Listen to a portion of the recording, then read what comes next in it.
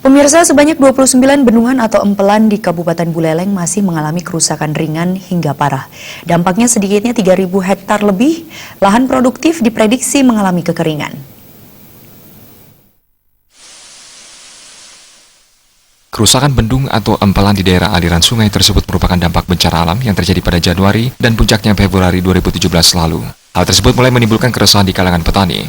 Memasuki musim kemarau tahun ini, lahan sawah mereka memerlukan pasokan air irigasi dari bendung-bendung tersebut.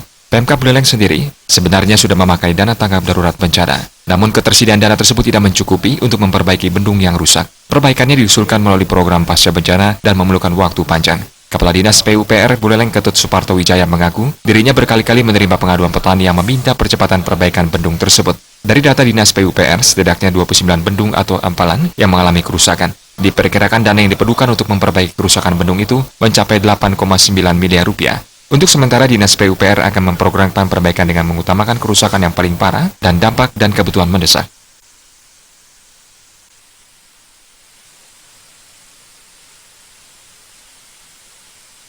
...29 bendung yang rusak, kemudian 56 subak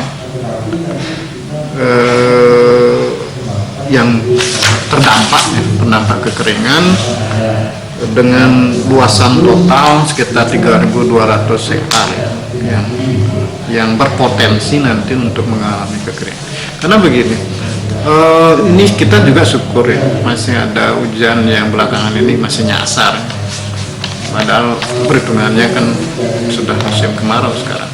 Nah, kami khawatir jika nanti di APBD perubahan ini antara bulan September Oktober tidak tertangani itu, nah kami khawatir akan mengalami banyak lahan-lahan pertanian yang mengalami kekeringan.